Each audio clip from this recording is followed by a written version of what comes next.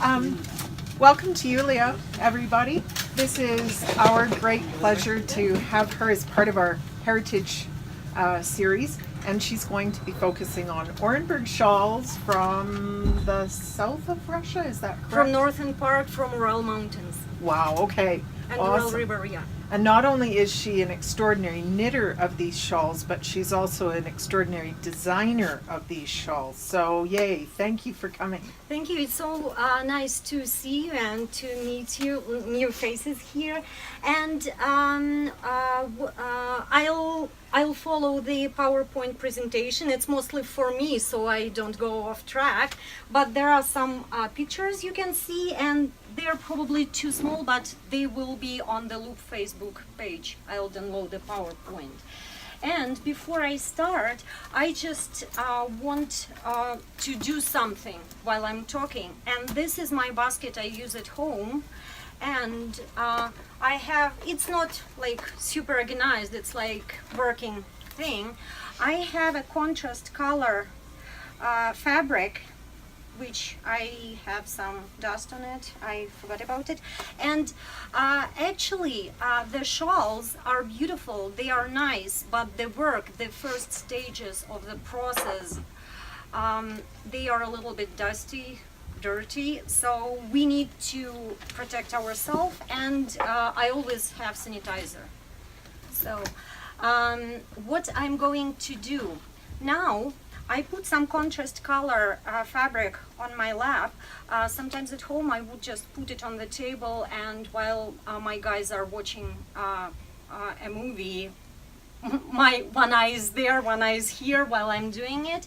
I have some white Orenburg goat fiber, and it's washed, but it's not processed in any way, anyhow, and you can feel it.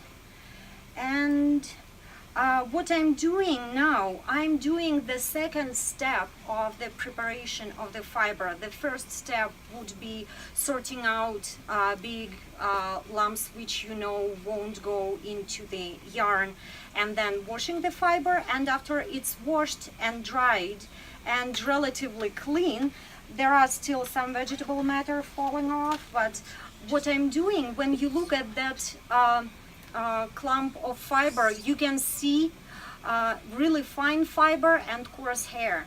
So while I'm talking, I'll be pulling the coarse hair and some hay or something from the fiber. What I have on my first slide of my presentation here, it's actually a Google search. I just put Orenburg shawl in Russian in Google, and I got a lot of pictures. Some of them are related to Orenburg shawl, Orenburg region, Orenburg style somehow. Some are not, but they are mostly shawls. And I'm not going to give you too many details and too much detailed information. It's going to be a general talk. If you have a question, if I'm not looking at you, just shout my name because I'm looking at my fiber now, and I will answer as I go. Okay, so it's going to be some general information, how the fiber is processed, what are the shawls, what's different about them, a little bit about construction, how to wear them, and about the tradition. Orenburg, it's a northern part of Russia, and actually it's a look of the webpage of Orenburg Heritage Museum. And this is the museum which has a great exhibition of Orenburg shawls. Unfortunately, this tiny sign says that exhibition currently is hidden and it's not available for public. So it's not hidden, it's the wrong word. So they put it away temporarily, I hope. And they have a lot of beautiful shawls. And I put this picture, that's what they have on their website. The link will be below the video. You can go and you can enlarge them slightly. Basically what I wanted to say before I continue, I took some coarse hair from the fiber over here, and if you please help me, can you close your eyes and put your hand like this? Tell me when I put it there. Yeah. How does it feel? It's just warm, but you don't It's, feel the you wear. don't feel the weight, you feel the warmth. Yes. Yeah, you can pass it to other people and feel if you still want to compare with the previous maybe. So they're put them next to each other and see. Is How the would you- Orenburg goat part like a cashmere goat? Are they related or are they They similar? are, okay, we'll come to that. They, Oh my goodness. I think they are related, and a lot of sources say that they are related. Some sources say that it's a unique breed. You can speculate about it now because, but I think they are related. So they are a cashmere goat. Similar They are- family, but I- not the same. They are not the same. Well, yeah. So what I did, I took the coarse hair, and you can see it's all like, it's really, I just started, and it's not much, and I was talking, I was distracted, so I didn't process much, Unbelievable. and it's nothing. Like, it's, usually it would be a pile much bigger, and this clump, the clean one, won't be too big. So the process, this is the hardest part, to remove the coarse hair, and it's not processed yet. I have a plastic container over here, and I weighted the container and I put the weight. So I just wait and I know, and I take the weight of the container and I know how much fiber I have in there. Actually, you can just squish it and see how it's in there, how it feels. So when I open this page, we are talking about Orenburg tradition, which is around 300-400 years old. And the traditions, everything is changing, right? But the very core tradition, Orenburg, it's the fiber and the patterns. And also the shape. Most of the very first Orenburg shawls were big square ones. They also would have triangular ones. And now we have rectangulars and different shapes, and I'll come to that later. But let's talk about the very basic, about the square shawls. This is Olga Fedorov's shawls, and they are in the Orenburg Heritage Museum exhibition, which is closed for public now, but maybe it will be open again. A quick thing about that, one of the very first publications in the newspapers and magazines was 1762, and it was an article written by Rychkov Pyotr Ivanovich, and that person wrote an article and he did his research about Orenburg goats, about Orenburg fiber. I'll tell about that a little bit later. And he was looking at the shawls. Okay, when we are looking at the very basic, the square shawl, Orenburg shawls can be warm shawls and lace shawls. Unfortunately, I don't have good quality Orenburg shawls, warm shawls now. These were good quality shawls before they were washed. The way they are not supposed to be washed. This is my grandma's warm shawl. In Russian, it's called platok. Warm shawl, platok. And usually they would use these days, they would use Orenburg fiber to make single ply, and they would ply it with commercial cotton. Years back, when Orenburg shawl just came up to the world, they were Orenburg fiber only. No silk, no cotton, no nothing. So this is 1960 something. My grandma had one like that. Yes, they. If you touch it, unfortunately, it's really rough and felted, and it's smaller than it was. And I was trying to pull it really hard. That's why I pulled the points too much. They were a little bit smaller, but the points were the only elements here which I was able to stretch a little bit. It was bigger, and it was much softer. But still, it's really warm. I was going to say, I bet it's really warm. It was really warm even when it wasn't felted. This one was huge. It was like maybe this bigger, and it was really fine. And it's another version of that, of the warm shawl, but this fiber was a little bit more expensive, different color. That one is like everyday wear shawl. This one, as you see, has more, if you can still see that, the border lace parts, they were more open when it was not felted. Honestly, when I got these ones, when my mom sent them to me, when I asked her, I was literally crying, sitting over these two shawls and crying because I remember them before they. Yeah, I don't know who washed them, but they wanted to do a good thing, but they didn't know how to properly wash them.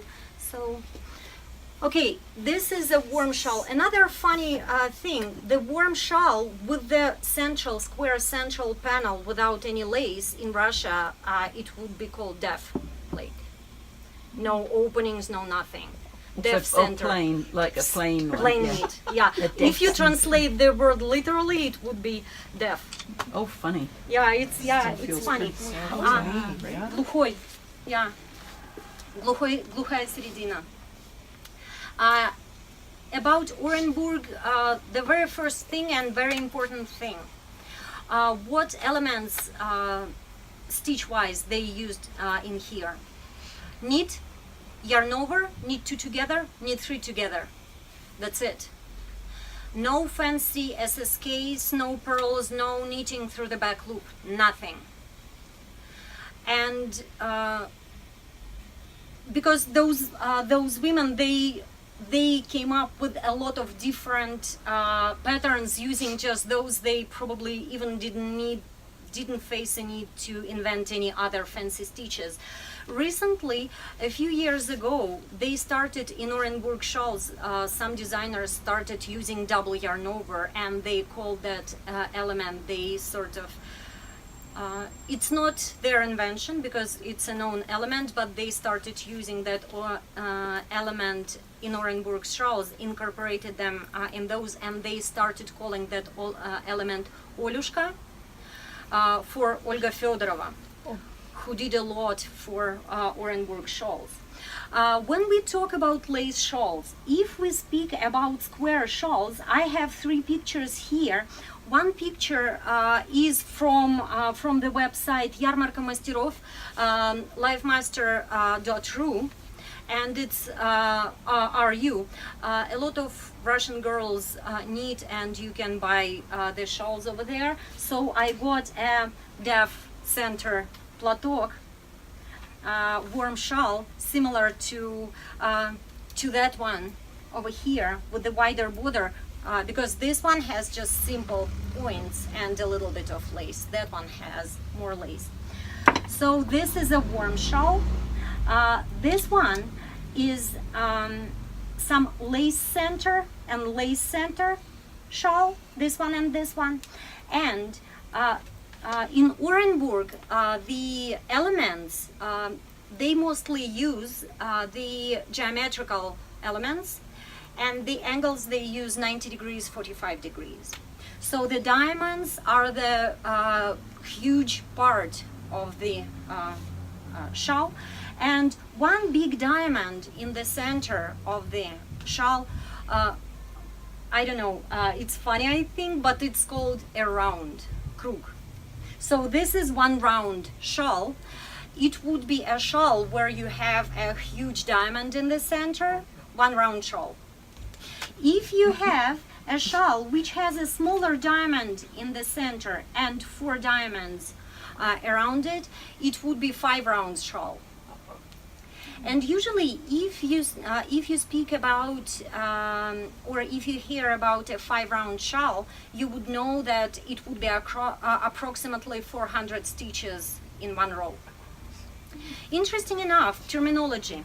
In Orenburg, speaking rows, stitches, needles, in Russian language, we have two different words for sewing needle and for a knitting needle. Oh. These are two different words, and in Orenburg, they would use really fine needles, and they would use the same word for those Orenburg knitting needles as in all Russian people use for sewing needles.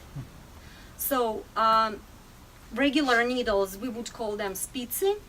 Sewing needles, it would be igolki. This is igolki. So literally a word for sewing needles. About rows and stitches. Stitches, okay, they would use the same word stitch. In Russian it would be petля. And for the rows, you know that you come from left to right. One row, you go back, second row. In Orenburg, it would be one row. This one would be first needle, second needle, one row. So, when you see a 5-round shawl, you know that it has approximately, roughly 400 stitches. It can be a little bit more, a little bit less. And you know that it's 400 stitches. If you want to have a square one, you would need to have 400 stitches, 400 rows, which means 800. And there are some exceptions depending on design. And also, when we speak about lace shawls like this, you see that one of the elements, and it's a huge thing, it's the edge. One point in Russia, they are called teeth, zubцы. So these things, they are 16 rows, if we speak, or 8 rows, if they say in Orenburg. The width of the points of the teeth can vary from pattern to pattern. Like this one would be 1, 2. All the time when we speak about it, it's 16 rows or 8 rows. Yeah, 8 Orenburg rows. Sometimes they can be different, but mostly for the even count, it was 8 rows. And this one, 1, 2, 3, 4, 5, 6. This one is a little bit longer. 1, 2, 3, 4. Or I was pulling it too hard. Maybe it was still 8 rows. I just pulled it too hard. That's why it's much longer.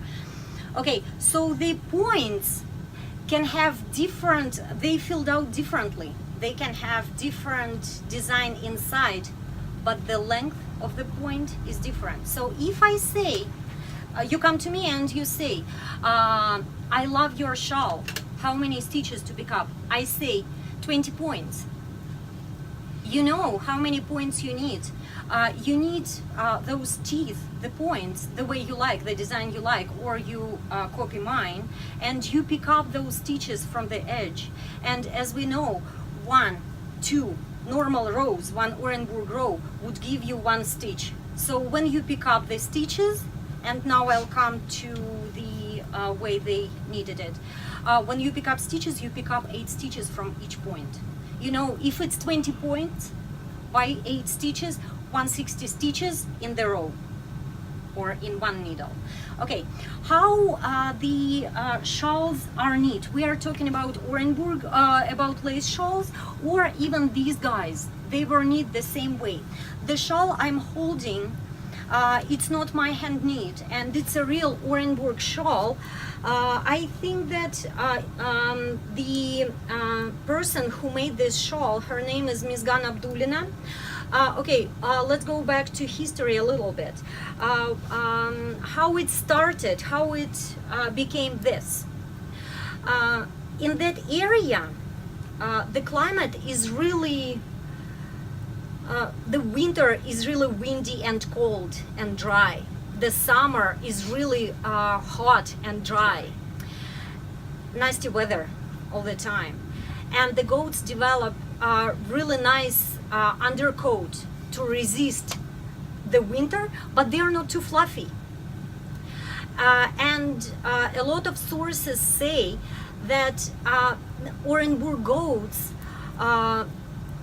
that sort of breed, developed from Kashmir goats. That's why the fiber is really thin, really fine, and it's really, really warm. The problem with Orenburg goats, when you move them somewhere else, 2-3 years, they adjust to the climate and their fiber gets thicker, changes, and you cannot use it anymore for the same weight objects. Okay, when we talk back like 300 years back, in that area, a lot of people, there were some people, but the area were not really developed and not very populated. So the Tsar decided to send some people over, and probably they were getting some benefits, or maybe some people who did something wrong and Tsar didn't like them, he would send them there. And a lot of people came to that area, and there were a lot of Cossacks, and they were like sort of kind of troops for Tsar army, for the Tsar's army. And everybody in our country knows that Cossack women, they have very strong personality, they are very beautiful, and they like their beauty. And when they realize that there is fiber which keeps people who were occupying the area really warm, you don't need to make bulky objects. You can come up with something like this. It will keep you warm and you're going to be beautiful. And they started using, they were crocheting a lot, they were cross-stitching a lot, and they came up with the designs like this. In Orenburg Designs, as I said, you mostly see geometrical lines, not too many flowers. Sometimes you can see flower-like elements, but mostly it's geometry, and they love the snowflakes. Snowflakes everywhere. More and more flowers nowadays, because girls love flowers, and we are changing, right? Everything is changing, so a lot of designers are incorporating new elements, so they put more flowers, but initially flowers not so much. But still, the elements they would call a fir tree, or a mouse paw print, or mouse footprint, or cat's paw, or raspberry. So elements would have the names like this. How you need, if you come to the construction of the shawl, how you need the shawl. In the beginning I said, I have 20 points. So I need literally a ribbon, the teeth, 20 teeth. And then I pick up the stitches. Then I need those, I don't break the yarn when I finish the border. I pick up the stitches, and then I knit those picked up stitches, and I continue knitting, and I'm using the same design as for the starting border. I just turn it 90 degrees. Yes, and actually the pattern is geometrical. I can take any element of Orenburg shawl and I can knit it the way, most of them. No, there are some elements you cannot really do that, they will look similar, but you have to do some adjustments. But most of the elements, doesn't matter how you turn it, it's still. And as they didn't use much different stitches, both sides are right sides, no wrong side. The only thing which our modern designers are trying to avoid, the grafting. The grafting would take in the cobweb shawl like this. In Russian, it would literally translate cobweb, pautinka. The grafting would be this. So if the border, usually the teeth wouldn't be too wide, because you need to turn the corner, and it doesn't create a bag looking like, they didn't use the very wide teeth for the shawls, the grafting would be somewhere on the corner, and mostly it's like I haven't seen and I haven't designed anything more than 25, I think, stitches on the narrow side of the point.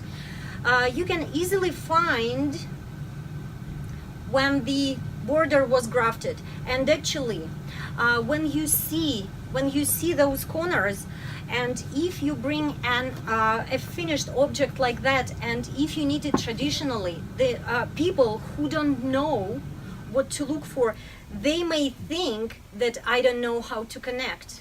No, I did it traditionally. If I want to connect this part somehow differently so you won't see the seam, it's not the traditional how they made it years back. So you always see one corner like this. Another thing, when you knitted the points, the teeth, you picked up the stitches, you started knitting the shawl, the border, the edge points along with the body. You come to the point when you stop here and you have your shawl looking like this. Now we know that it's short rows. That time they didn't know that, they didn't call it any specific name. They would just continue. They would have these stitches on the needle, and they would continue knitting this part of the points of the teeth, knitting two together, making short rows, turning and knitting it this way, to do the bind off. So that's why the side look and narrower ends look a little bit different. It's not like the person doesn't know how to make it look different, how to look it like this. It's the way it's done traditionally. This is the side she started. You can see, if you know how to, you can see it on any shawl I have here, except of maybe red one, because I did a tricky thing over there to confuse you. But if you look at this shawl and you compare one side and another side, you will see the infinity sort of sign looking line that when the stitches were picked up, and this sort of bigger, you can see the direction of the stitches changes. They were here this way, and on the ribbon they are this way, and you can see the stitch looks a little bit different. If you want to pass it so others see, this is the side, the picked up stitches.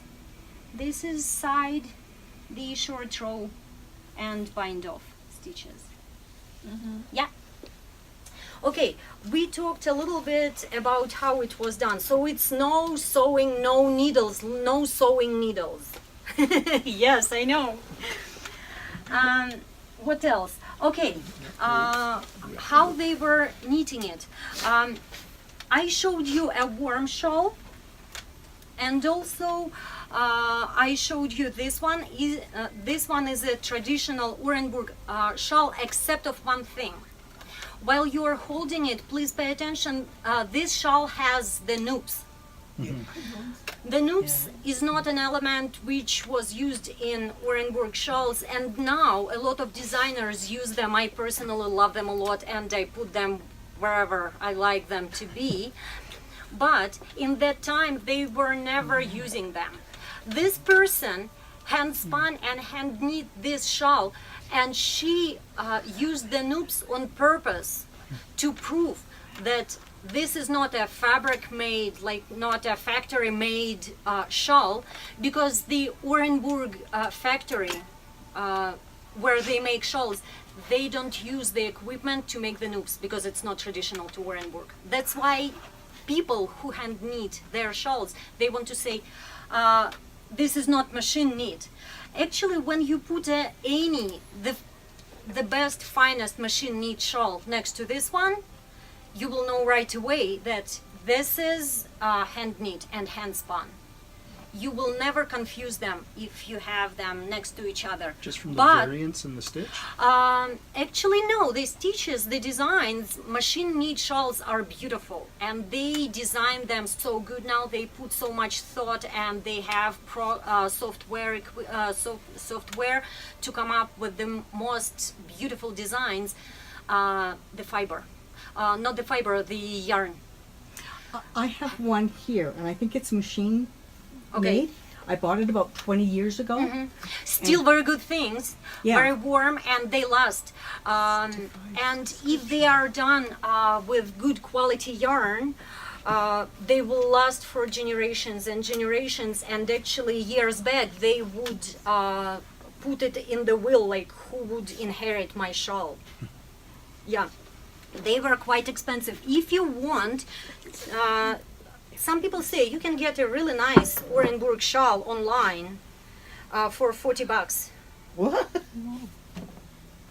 Actually, I borrowed this shawl from a friend of mine. She got it a few years back and she never wore it after she received it. She got it. And I said, let's see if we block it and if it does something to it. I blocked it like 2 months ago. So even blocking doesn't work. So when you buy online beautiful pictures or Orenburg shawls, and it will go through the ring easily. But you can see what it is. $40 Orenburg shawl from online. Can I No. ask? Oh, sorry. Yeah. Everything is square. Do they have any round or half circle or No. triangular? Triangular, yes, triangular, Okay. and now we have rectangulars. But most historical shawls, they were square. The most popular Or design. double square, like this one. Yeah, double square. This is more modern, sort of scarf, wide scarf looking item. But mostly it was square and triangular. For the square they had a word platok. For the triangular one they had a word kasinka. And when you put the square one, you can put it on your shoulders, on your head. Kasinka means you wear it mostly on the, yeah, mostly. You can also throw it on your shoulders. I wanted to say something about history. I forgot. It will come, or it will be more other information. What I have here 2 pictures from the book you have on the table over there.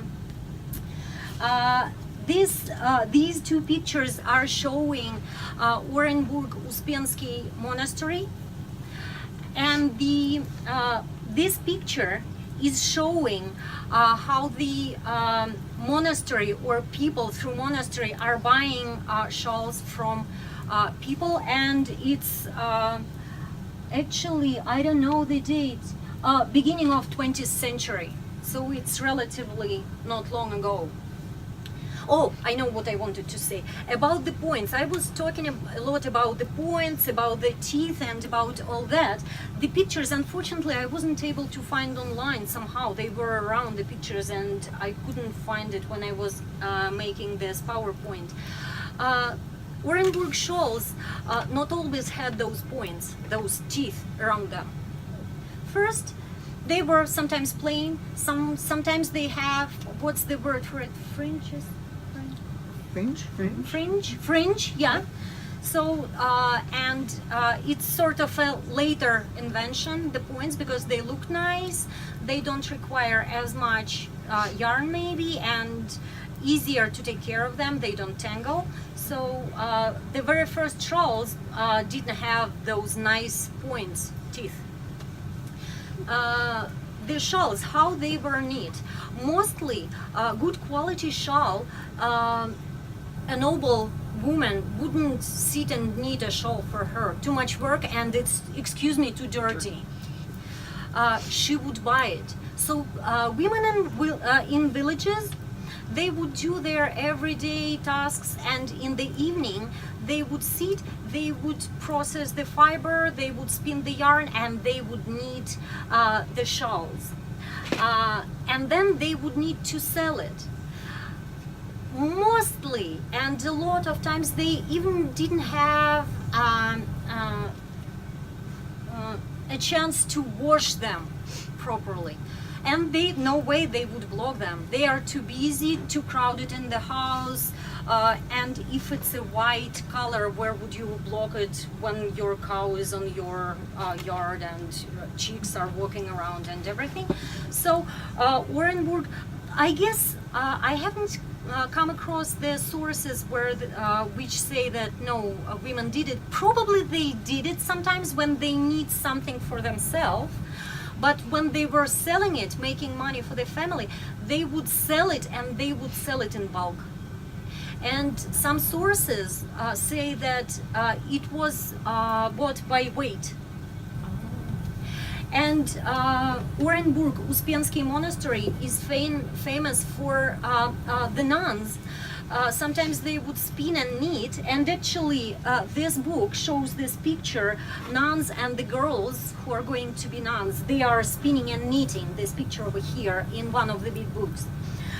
But also they were washing, and they were using wooden frames to stretch, to block the shawls, and then they would sell them. So the second picture is showing the fiber and big shawls.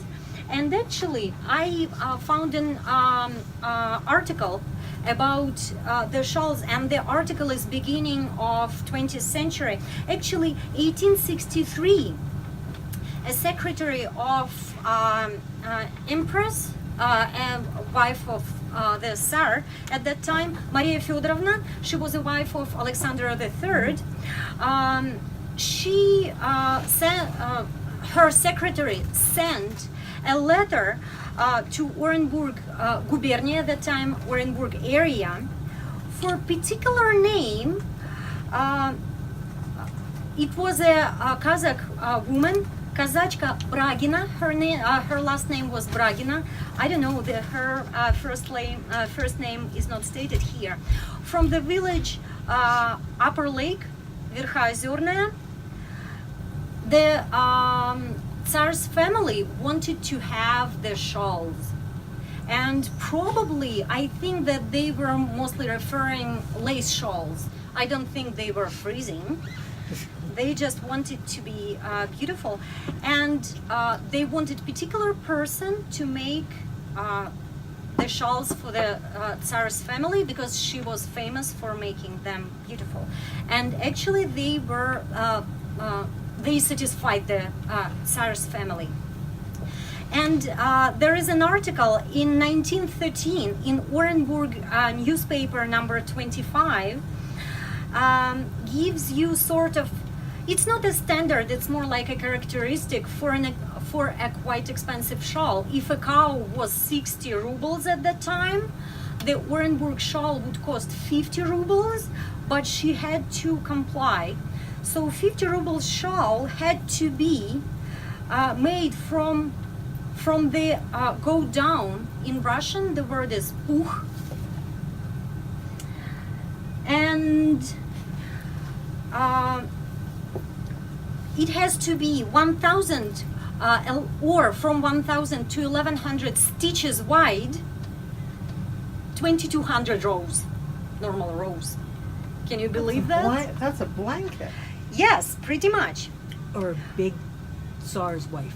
3.5, 4 meters square. 4 meters square. 4 meters. And this one actually makes me question how it's possible. I see a lot of sources saying that goats are getting weaker, the breed is getting weaker and weaker, and you cannot reach what they were able to do that time. Diagonally from the corner.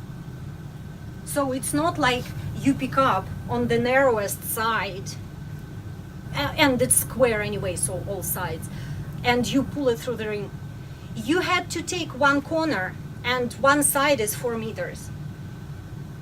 And from one corner through the ring. It had to go through the ring, and usually it would be a man's wedding ring. And it has to be not more than 80 grams. The color, it has to be either gray or white. In Orenburg they said we don't grow like cows are gray or white. There are no colorful goats. And now people who love traditions and they see something like this, they would say that, like, Yulia, go and shoot yourself. Should be ashamed. Yeah, exactly, I know. And look at the red one. Ay, ay, ay. No, Well, the red one you can oppose that it's Ali. Ali, Yeah. but no Ali goats in Orenburg area. Yeah, but still, it's pretty. It's pretty, yeah, but try to find one goat like this. So they were really strict about that. Maybe you should dye goats and then be like, "Good, the goats are red." Exactly. Yeah, so they were really strict. So here, either gray or white, and especially valuable in gray, darker gray shades. In white, white ones. No off-white or cream. The color had to be even. So if one row, please no, different shade or different like milky, no. So it has to be even color. The color, good quality, and the color of this expensive shawl had to be even, without any changes of shades. And to make a shawl like this from scratch, it would take 8 to 10 months. And then the last sentence, I love it the most, and it still applies. You cannot find a shawl like this anywhere. You have to custom order it. Still applies. This is a really poor version of of the shawl you can buy. This is made to order. This is you cannot buy this one. This one you can buy it. It's not custom. It's like the pattern is I'm okay with the pattern. I sort of even like it, but the yarn itself, no, it's not even close to Orenburg. So was the knitter successful? Yeah, actually, one of the standards of the Orenburg shawls, like if we speak about the size, I don't remember the weight of this one. This one is 100 gram. Oh, thank you. 100 gram. So she's breaking the. 100 gram, 3,500 meters, 3,500s. And the size probably 2 meters long, and I will show you how wide it is. It's about 280 stitches in one run. 61 gram. This one is 61 gram, and now it's not even close to, you think that it's fine, and now imagine a little bit like 1/3 heavier, but it's 10 times bigger. not 10 times, it's like 3 times bigger because the length, yeah. oh no, it's 2.5 meters, yeah? So I would need it 3.5, 4 meters square, 80 gram. This one is 61. And when people look at that, they say, oh my goodness, it's weighs nothing. No, it does compared to what they were doing. Okay, one of the standard, as I say, you don't cheat, you don't you don't take the narrower side, you take the corner. If it's a square one, you take your husband's wedding ring and you pull it through, and it goes like that without effort. But this one, again, it's not a big one. Yeah, another standard they were using, I found it in a few sources when I was learning about Orenburg shawls. Geese eggs or goose eggs, Yeah. they are bigger, right? Yeah. So if you open a goose egg, the shell, your shawl has to fit in there. If it does, it deserves to be presented to a pretty, beautiful woman. Yeah. Okay. About it's we are talking about shawls, which noble women would wear. If you live in a, like I live in the village, I work every day. I need to keep warm. I use this one. When I sit with my friends and knit, I want to be warm. I don't want to wear anything like this because I'm afraid to wreck it or but I still want to be warm. I use this one.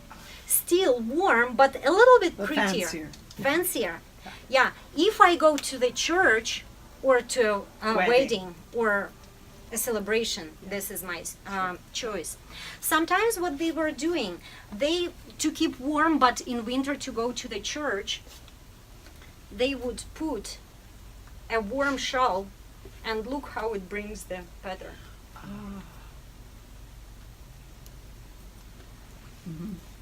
Yeah, so I have 2 layers of, like, literally, you don't need a coat if you have it on. About the fiber. When I process the fiber, that's why I have this thing over here. This one I folded and I have to shake it outside or vacuum, or I have a thing like this. They didn't have anything handy like that, so they had to, like, that's why probably not too many sources, like I haven't come across any source saying that noble women were doing anything like that. It was mostly in villages, women were doing it for money, and something they had to have something like this. How they were processing the fiber, they were picking the coarse hair from the fiber. Then it's a really interesting thing, and it's typical to Orenburg area. Ignore the tape, it's still work in progress. What they were doing, they would grab the fiber. I won't take too much. And now I need to remove all those, in Russian they are called загорошенности, those tangled sort of small thingies. I need to remove all that. And also I need to remove the shorter hair. I use a comb. What they were making, a triangular wooden frame and 2 rows of needles, and these are the sewing needles, and they are really fine and they are really sharp, and you can really injure yourself, and you don't want to do that. Nobody cares about your hands, but you can stain your yarn. So you just comb the fiber, the puch, and now we'll speak about the goats. As we say, the most sources say that it developed from Kashmir goats, and the fiber is really fine, and the fiber is really silky, really light and really warm. The length of the fiber is 5 to 7 centimeters. I'm more comfortable in centimeters, okay? Yeah? Okay, 5 to 7 centimeters. Microns, 14 to 17. Some sources say 13. So it's really fine. The goats, Orenburg goats, they taste good, and that's the reason sometimes now the places when they have where they have the goats now, sometimes they don't find it profitable enough. They just send them, sell them for shish kebab instead of this. Not enough milk, not too much milk. They give some milk, but it's not like much. And the fiber, one goat would give you 25 to 400 up to a pound, less than a pound. Some sources say 250 to 380 grams of fiber per year. Before cleaning. Before cleaning, Yeah. yes. And the goats grow up to 3-4 years. Before that, they don't give much. they give the fiber once a year in spring, and they start slowly declining after 7 years. The fiber, the best fiber is around 4 years old animals, goats. And yeah, what else I have here? Yeah, that's pretty much. Actually, I really like this picture. I found this picture in the internet. It's so funny. There are quite a lot of sculptures of Orenburg goats all over the Russia, because Orenburg shawls are so popular. And just recently they got their own Orenburg goat statue in Orenburg, and the designer is Ivan Ulyanov, and they have their own Orenburg goat sculpture. Okay, now what I know of, I know two goat farms, хозяйство Донское и Донское farm and Губерлинская farm. This is a picture of Губерлинская farm. They have an Instagram profile, and you will see that in the PowerPoint and below the video, and the picture of the goats. About this fiber you were feeling, you were touching, it's Донское, it's a Донское farm. I always want to say хозяйство Донское, that's how you say it in Russia. And they have gray, and they have more white fiber than gray fiber. But no red. No red goats, they don't have those. And Губерлинская, they have their funny idea about saying that white goats are not real Orenburg goats. And okay, I'm not from Orenburg area. My grandma didn't teach me about Orenburg. It's not in my family tradition. But I question if it's a valid point that there is no Orenburg goat. And honestly, this fiber, I have some Губерлинская farm fiber. Some fiber is nice, some fiber is this one is better. So also it depends on the animal, and when you buy, if you have your own goat, you will know your goat, the fiber, you won't mix it with the other animals, but when you buy it from the farm, it's a mixture. So it really depends. Like if you look at the microns, the length and the quality, this one looks pretty much like Orenburg goat. I don't know why Губерлинская has their idea that there is no, only their gray goats are Orenburg goats and there is no white Orenburg goats. And yeah, so I'm confused maybe there's about one goat that's not, and they don't want to take any chances. yeah, I don't know. Okay, what I'm doing now, so I'm combing it, and basically I don't need to talk, I need to really focus on this. I do it minimum 3 times. The first time I put the fiber, and that's the tricky part, so I don't injure myself and don't drop blood on the fiber. I just comb it like this. And what I have on the bottom over here, I pick everything. I'm so greedy, I'm not losing a single fluff over here. I pick it up, and the shorter fiber stays here, some vegetable matter.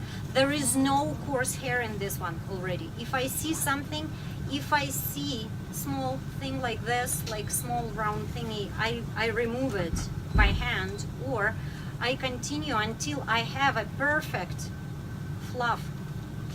Yulia, do they shear the goat or do they comb them? Oh, another thing, and I think that I forgot to put it in my presentation. I'll show you when we go through, never shearing. Never ever. They would use shearing for some coarse fiber. For Orenburg shawls, they have a really ugly looking instrument, and it didn't change much. They just a little bit changed the handle and put a strap around a person who you comb a goat.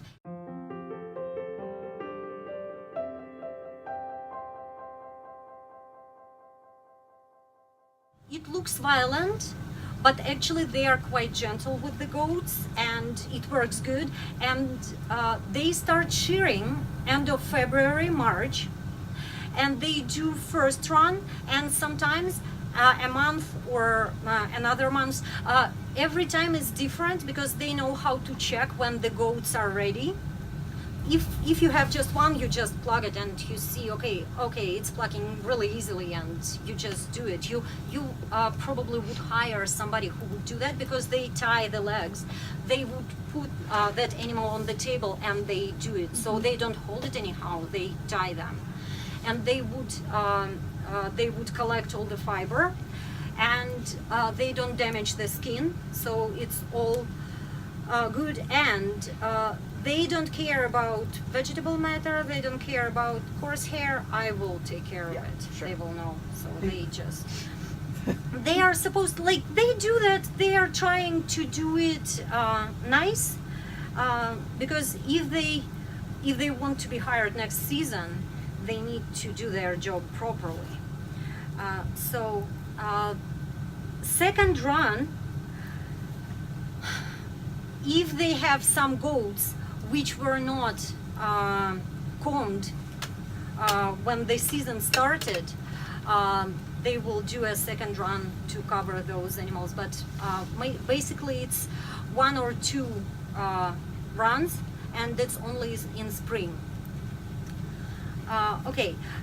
When I combed it through this thing, in Russian it's called гребенка, and actually it's a comb, yeah. So what I was doing like this, and you do it really gently. You don't want to damage the fiber. You just pull it through, and you remove all those round felted pieces, and then you put it once more like this. And now you gently pull. You don't break the fiber, you listen to it. You don't want to hear any funny noises. It's sliding nice. Looks like silk. It looks like silk down. Yeah, that's what I'm talking about. Can you see it on the, like, The stable. Yeah. yeah, there, this one, it's like I have to remove all those small things, because if when I'm spinning, and it's a coarse hair, when I'm spinning, I don't want any debris, coarse hair, nothing. Like that ball of yarn could be done better, but I'm happy with what I have. Somebody hand spun it for me. It's a really like older lady, and I'm glad that I had a chance to support her, and I got that fiber, and it would be for a warm shawl. Okay, I have 2 pieces like this, and I overlap them like that.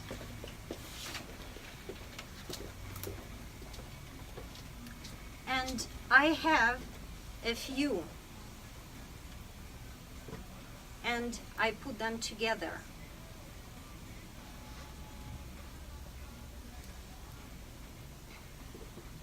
This is my, we call it kudelь. And when I'm working from it, this one, I still have some stuff over here. I'll just put it in my bunch over here, and I'll go over it.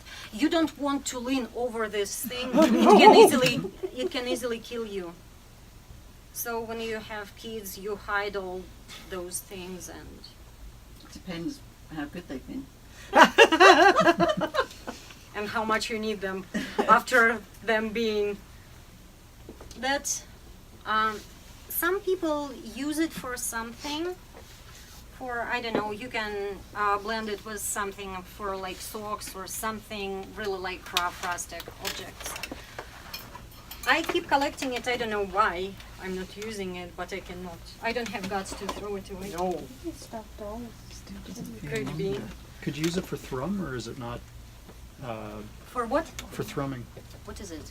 In thrummed mittens, where you have a little loop and I don't think so. It's too short. It's like it's what you have in the dryer when you. it's just lint. Yes. Okay. Yeah. Well, Yeah. or Okay. can you imagine a quilt stuffed with that? Yeah. That would be real warm. It would be super warm. You would need a really thin layer. Thin layer. Okay, speaking of instruments, for the shawl like that, they were never using the drop spindles. The fiber is too fine and it wouldn't hold any spindle. The spindles they would use, I have one Orenburg style spindle a friend of mine brought for me, and actually I tried to restore it and I wasn't afraid to, thank you, I wasn't afraid to damage it anyhow, so I basically just used a sandpaper, different grades, and I made it a little bit even, and it was really dirty, and I oiled it a little bit. Now it's working a little better. It wasn't working before. The point was too rounded, and it was pretty. It was in a rough shape. Now it's working. It's okay. Until you take something like this.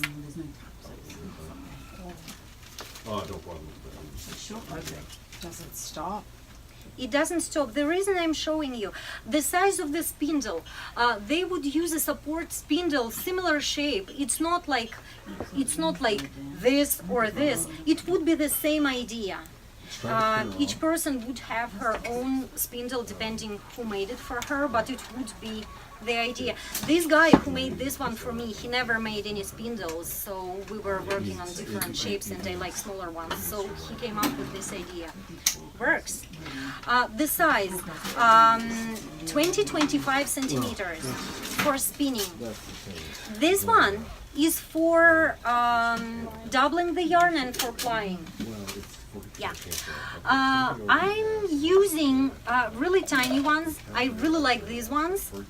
It's the same person. I got it from Russian Lily. She has a Ravelry profile. She has an Etsy shop. And it's empty, but if you text her, she has these guys. And her spindles, one of the best ones I have. I had this one, but I guess you have to really store them in nice, you don't wet them, you don't dry them, you don't drop them, you don't bend them. Otherwise, a perfect spindle like this, perfect because this point is not moving. If you drop it or bend it or put it in the purse and put something heavier on it, it starts a little bit wobbling, just a little bit, but still. I love her spindles. This is, I would say, a modern supported spindle. When I look at the spindle, I look at the point here, if it's wobbling, if it's doing funny stuff like that, and how long it turns. Okay, 20-25 centimeters for spinning and longer one for plying. What do I do for spinning? I grab.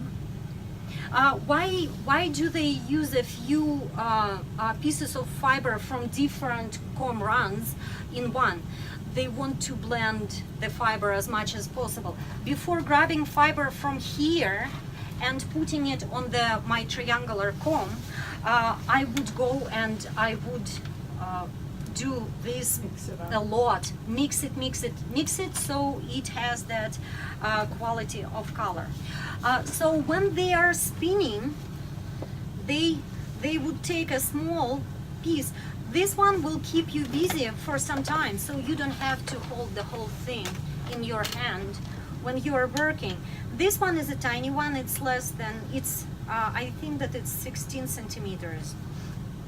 And I like the small ones because they are comfortable. You can put them in the cosmetic, like I'm using translucent, transparent cosmetic bags. I put my fiber, my spindle, and I go somewhere. It's like on the go project. Nobody wants to steal it because nobody Knows what it is. knows what it is. They look through the bag. It's like we don't care. So I can even put it on the table and keep my spot while buying coffee. So, and they would spin. It spins like heaven.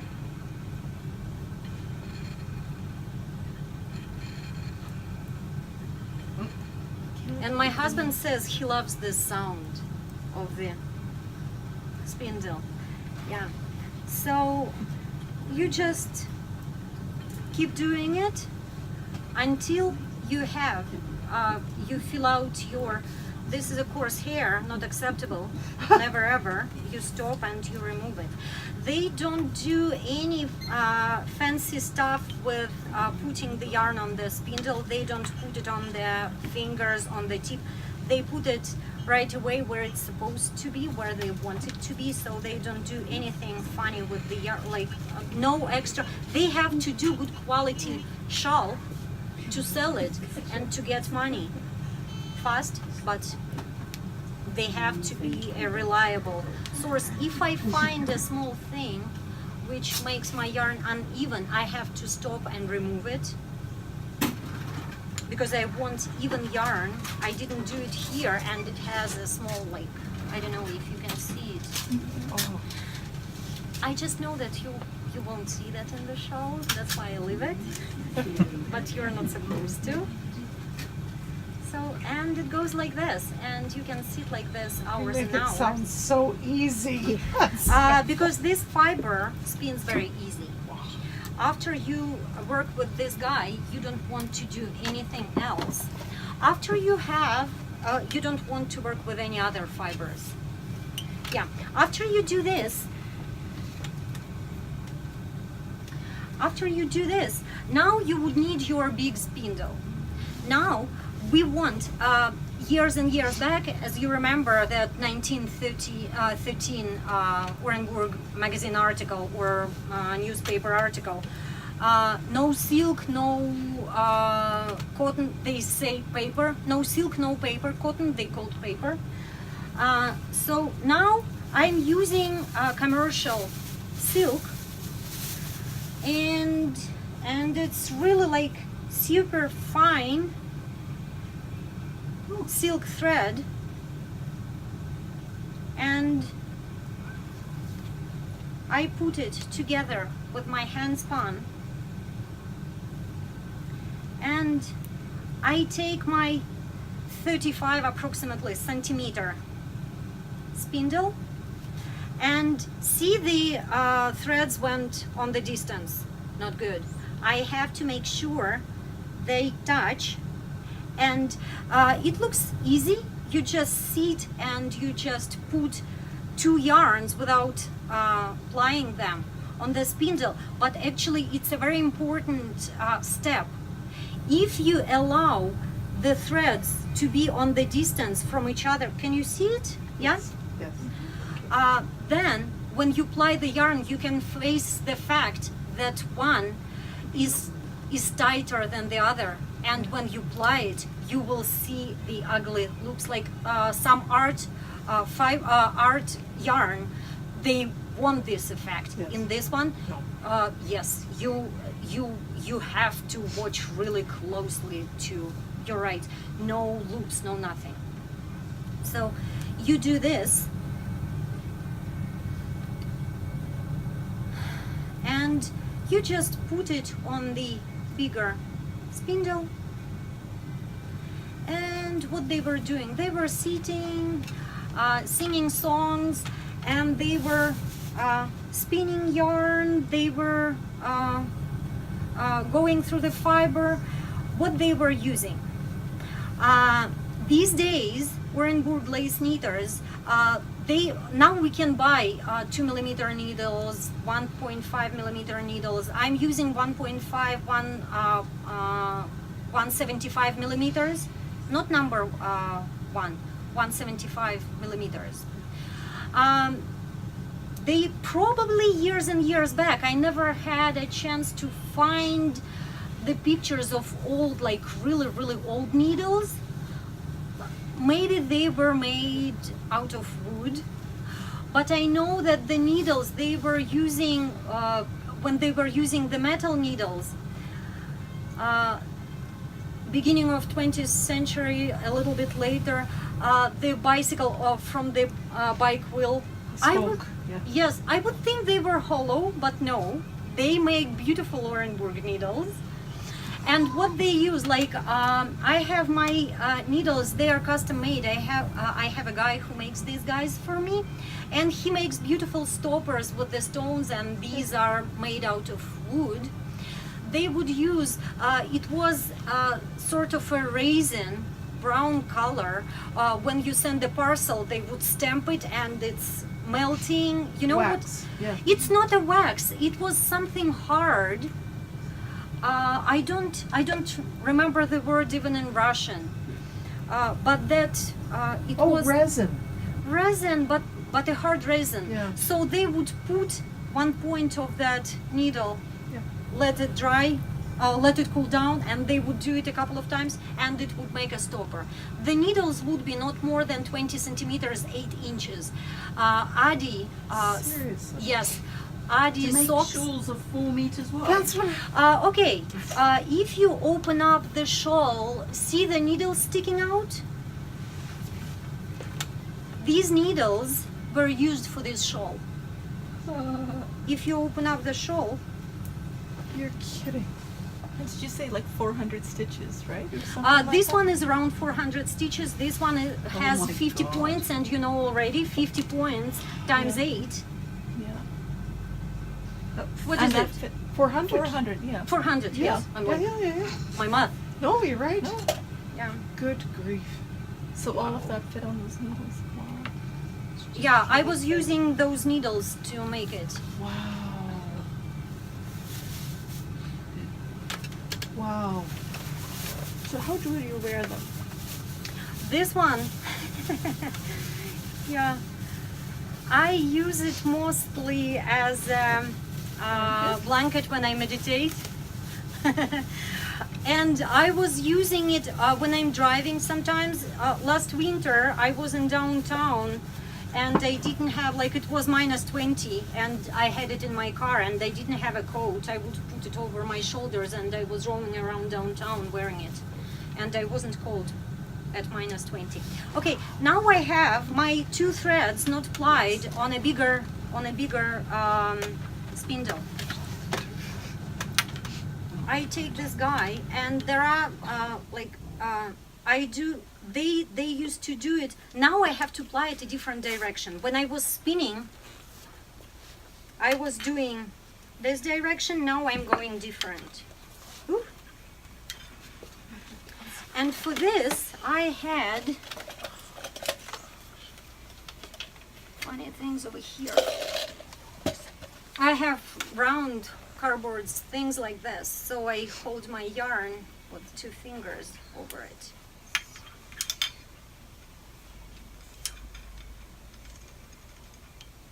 So you're spinning off it instead of onto it. So I'm plying now. I have Plying, 2 yes. yarns which were not plied. They were just, I just put Side them. by side. Yeah. Now I'm doing it in a different direction. They are doing it in Orenburg. Some people do it a little bit different. They let the spindle rest on this hand. I do it like this, Okay. and sometimes I But do you it. don't need any help for it. If I need, I can I add a little twist, and then you don't have to use anything like this. You can put it straight on your fingers, but I find these things comfortable. Makes it easier to take it Yeah. off too. Yeah. And also it forms a ball, like nicer, easier. So they were doing this one. When they were doing it, it was later in the evening when the light is not so good and you cannot do any your daily routine anymore. They were tired. So they were doing, if it was a group sitting, they would be singing. Occasionally they would come for a small dance just to move a little bit, and they would sit and continue working. And also, if the girl was working at home when her family is sleeping and she doesn't want to make any noise and she needs to stay awake, they were using sort of a chewing gum, and they were using the fine layer under the birch tree cork. They were doing something with it. They were drying it, roasting it, soaking it in something, and they were chewing it all the time. And I assume that maybe it had some tonic ingredients in it, so they would keep sort of same as strong tea maybe.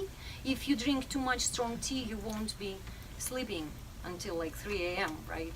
So maybe there were some ingredients. So they were chewing it, and it kept them awake, and they were working. So after this one, the round one, has a round thing inside.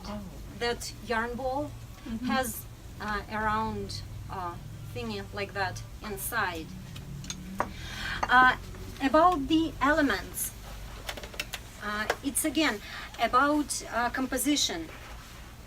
When you look at the shawl, it's all geometrical, it's all elements combined in a different way of and creating different shapes. There are some, it's not like the rules, some elements when we talk about the books. I'm sorry, I'll grab this one. This is Olga Fedorova book. She wrote this book, and she was working for Orenburg factory, and she was, we say, technolog, so she was responsible for technology process, and she was developing, she put so much into the design, and she knew all those elements by heart. This book, if you're looking for a book, anything you can find, consider yourself lucky. If you find this one, you are the luckiest of most. All the elements are here, and when you know the elements, you know that the distance in between some of them, like, I'll show you some, the distance would be 3-5 stitches. And even those women who didn't know how to read or how to count, they were not making mistakes. And even the old patterns, they are not as perfect design-wise as the Orenburg shawls our days, even though they managed, those undereducated women who didn't have time and opportunity to go to school, they were able to create a beautiful designs. Because when you look at this pattern, she looks at this pattern and she knows, okay, it's the piece, and she knows how many stitches in between of them, and she knows that there are 3 stitches in between of that. In between of those yarn overs on the wrong side and on the right side. Some Orenburg elements are knit in one row, not in one row, I phrased it wrong, in their first needle, and then the second needle is the rest row. Yes. All knit stitches. Some elements, yarn overs first needle, yarn overs second needle.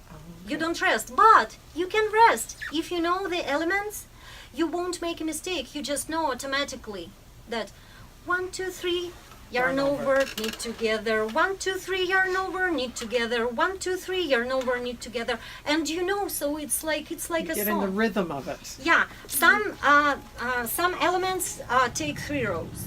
But designers, personally, I don't use those elements, and I don't know any designers now who are using them, but still doable. And actually, this element can create different shapes depending on how to place them. If you know that there are 3 stitches in between of them, you just shape them the way you want. And if you keep the diagonal line, it will be a straight line, 45 degrees, and you can put it straight line here, straight line there, so you have another triangular facing that way. Then you put more yarn overs that way, a triangular facing that way. So you do whatever you prefer. So nothing is charted before you start knitting. You just knit. You don't chart anything. You just either have an object in front of you and you make something similar, or you know, because you knit it so much and somehow intuitively you already know how to knit them. You just follow the line. You think, I want a wider lace portion. You just make 3 lines, or you put more peas, or you put more yarn overs. No charts. They didn't have anything available for charting. So the elements are like this. They love the snowflakes, and there are a lot of snowflakes. Oh, look at these needles. They have some fuzzy things over here. And actually, those round donut-looking thingies, they would put yarn, so they would start a ball from it. Same, I was using a paper like round thing over here. Yeah. Yeah. Another thing, when you start knitting something like this, when you pick up, when you knit the teeth, the points, you pick up the points and you started knitting.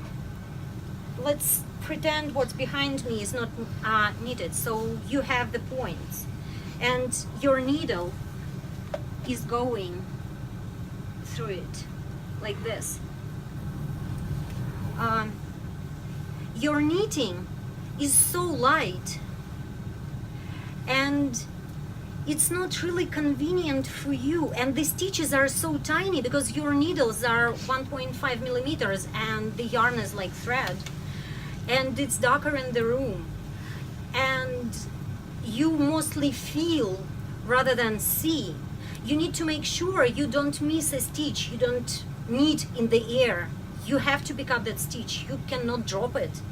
So what they were doing, they would put a thread through the points, and they have along the Ural River, they have some flat stones with the hole on the side. I don't know why, I was trying to Google the name, why they are called like that, but I couldn't find any sources why it's called chicken god. Yes, it's the same, exactly the same in German. Really? Yes, Why? chicken. I don't know why, but they're called Nobody chicken. knows. Yeah. Chicken god. Yeah. A stone with a hole inside. Yeah, you can find them at the Baltic Sea beaches. Exactly. Yeah. Yeah. I don't know. Chicken god. Okay. You tie that. You tie that small rock to the points, and it hangs down, and it opens up your stitches. I had. And the tradition of looking for them is so deep. I remember when we were in Baikal, just walking along the lake, we were always looking for them, and we like the need to pick it up if you see it is so big. Yes. You don't even You don't care how many you have. and you don't even knit for years no end. But if you see a rock with a hole in it, you take it. Unless it's like this size. They are like normal. Well, as Yeah, a they Baltic are. Sea, you could sometimes. it's Actually, like, I had a couple when I was a schoolgirl. I wasn't knitting, and I didn't even know they were used by Orenburg. way, The ladies who work with the Orenburg go down, we call them puchavniцы. So I even didn't know that puchavniцы would use those chicken gods. I had a couple and I lost them. Some people wear them as necklaces for good luck or something. Yeah. they're supposed to bring luck when you find Yeah, them. I had a small gift bag over here with the rock here. It was somewhere here. Actually, it's basically just a small gift bag from a dollar store Yes, I saw it. The little yellow one. with the rock inside. Yeah. Okay, so it's somewhere here.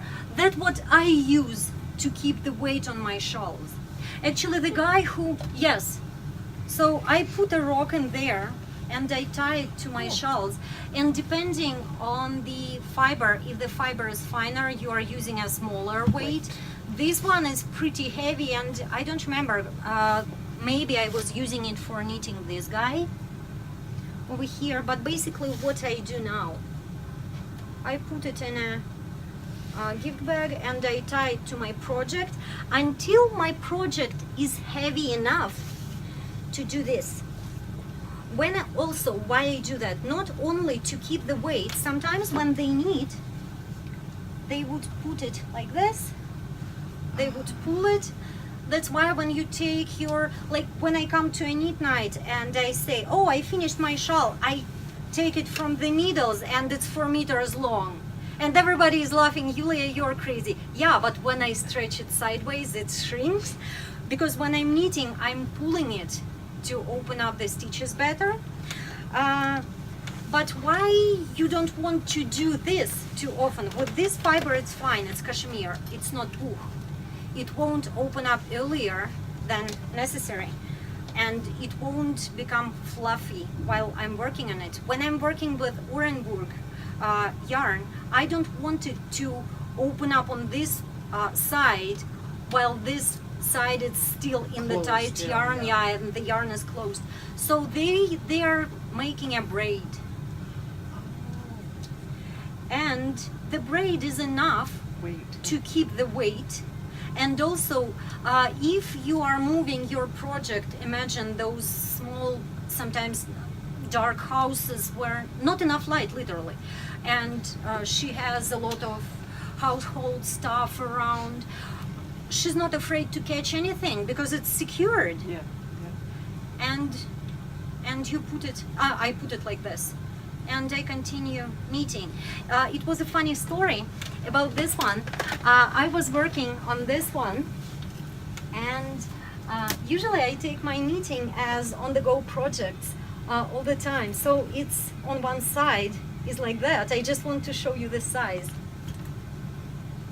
So it was, the braid was pretty massive, and I put it like this a few times, and I was working, and it was like this. Oh my goodness, it's so big.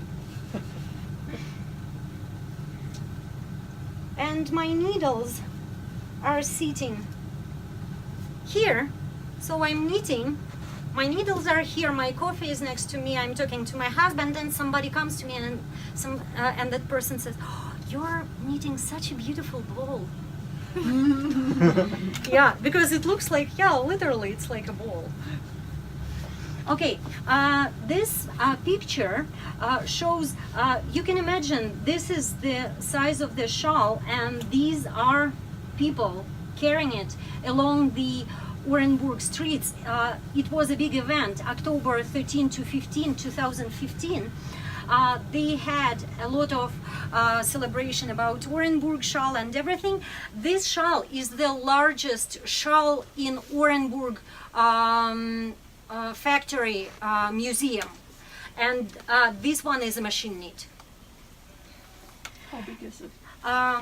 Honestly, I wasn't looking for the sizes. I just see that if this guy is wearing those wooden things, so he doesn't count, but the people are like half, so probably it's 4 meters easily. Yeah. So these are modern Kazakh women wearing shawls. Probably they were a part of a celebration, or they were maybe a folk band or something. Okay, to wear the shawls. As I said before, sometimes you save the best ones for the church, for the events like this. You can wear the warm one to keep yourself warm. You can put the white one on top of any other color, and it brings the beautiful pattern to see for others. This one, I'm using it sometimes like a blanket, sometimes I have it in the car in winter all the time. When I was a little girl, this one is felted and it's not soft enough. So, but when it was in better shape, my grandma put it like this, diagonally. She would fold it over here. My head was smaller, so probably like this. Now it's bigger. So I have 4 layers of fiber. She would put, and she would insist to cover my head over like my eyebrows. She would fold it like this to keep my face warm.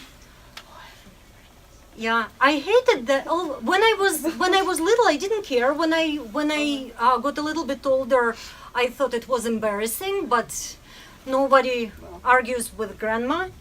And you were warm. Yeah, you were hot. But all the children hated this. And I then remember hating that. you wore it like this too, over your jacket, like you can go to North Pole. Look at I remember it. But think we should bring it back. your forehead is warm. No Nobody wind. would do a lace shawl like this. But warm shawls like this, nobody would probably put a shawl like this on a kid to play with the snow, but these guys. Oh, another thing. Sometimes do that with Lily. Oh, I bet you do. She's going to grow up scarred, you know. Another thing about the shawls. When you buy an Orenburg shawl, it doesn't. Usually, if you see fluff like this long, not Orenburg. Good quality, beautiful, okay, not Orenburg. If it's Orenburg that long, no, it's not Orenburg. Somebody is trying to sell you different, or sometimes people even people don't know. The fluff, the halo is not too long. And also, when you just finish your shawl, I didn't wear this one too, it's really fancy, so I wore it a few times. That's why it doesn't have that nice fluff. Sometimes what people do, they would use a brush to open it up. I'm not a fan of it. I'm literally against it.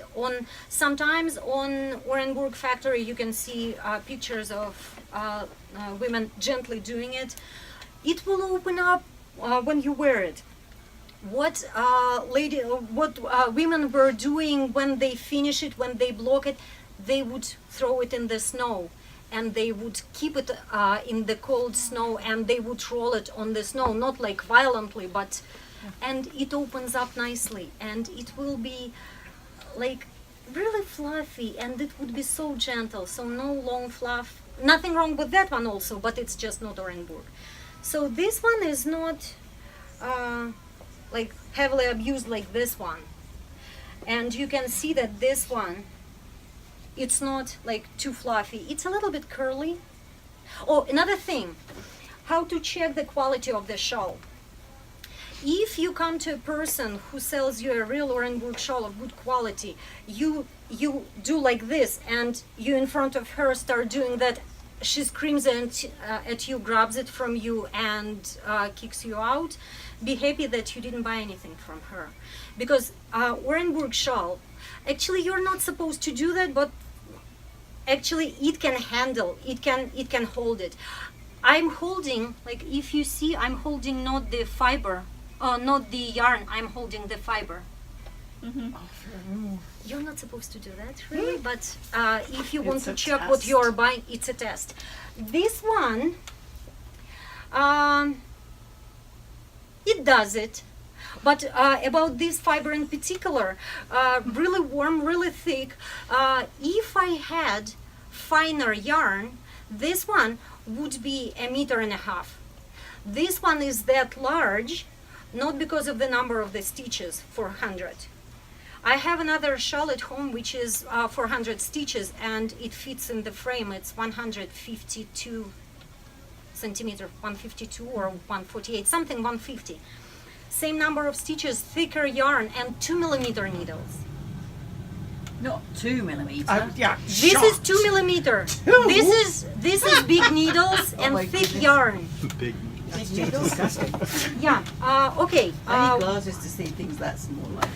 Remember we were talking about the 1,000 to 1,100 stitches, 80 gram.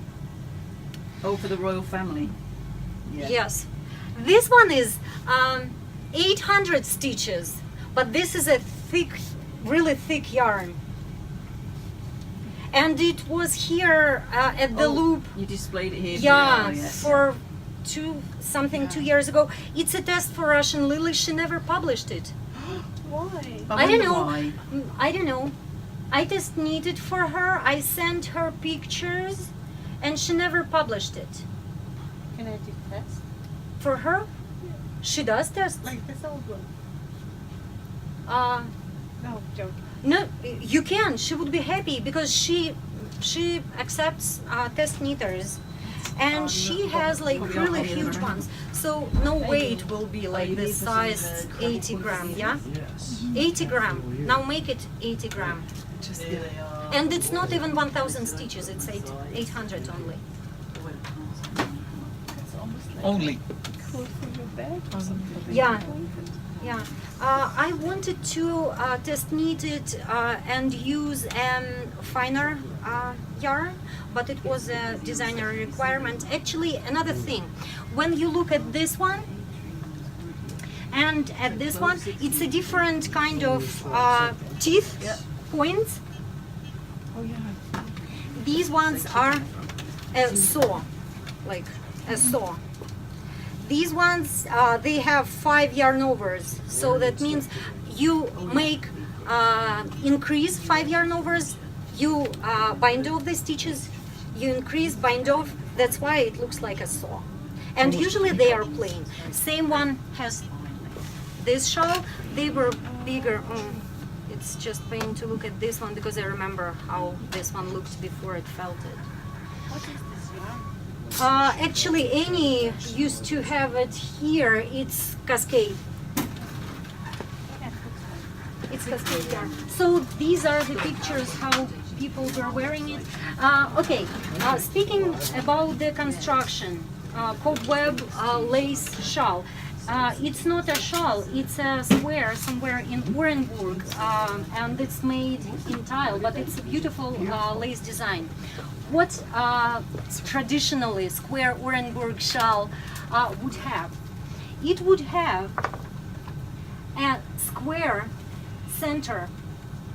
It would have a grid around it, and it would have a wider border around the shawl, and then those small tiny white triangles around it, these would be the points. This design, this is beginning of 20th century and 20th century design, and actually Olga Fyodorova put a lot into bringing it to more logical and more like she put geometrical harmony in it, because sometimes you can see at old pictures and sometimes they are not quite even or they are missing some elements, and you can see that, oh, I would switch that diamond 5 stitches left.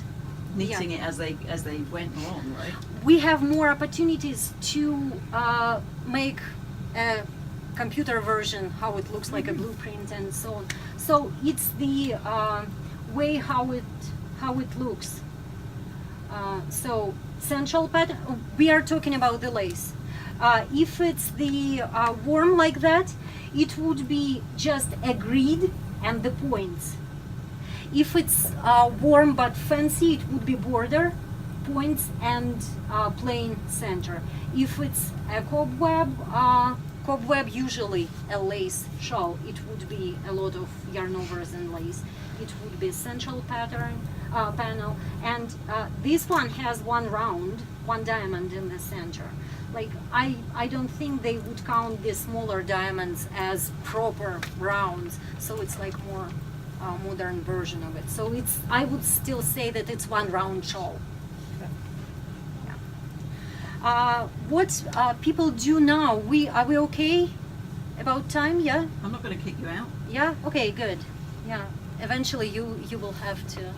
Well, I would like to go home at some point. Yeah. So this is what we look when you look at the. This is a traditional shawl, but it's like a more later version of it. Yeah. But now, what designers do, they either put noops in Orenburg shawl as here, yeah, right, to prove that it's not hand knit. Not machine. Oh, not, yeah, sorry, not a machine knit. Yeah, sometimes people just like noops. It's me. I don't know. Do I have some noops in this one? No, this one. And also, how we knit. This book teaches you how to properly, traditionally, knit a swatch. I have a small swatch which is knit using traditional methods. And I think that it's even the exact swatch from this book. It's really old. And it's too small, it doesn't fit any doll or anything. That's why I still have it.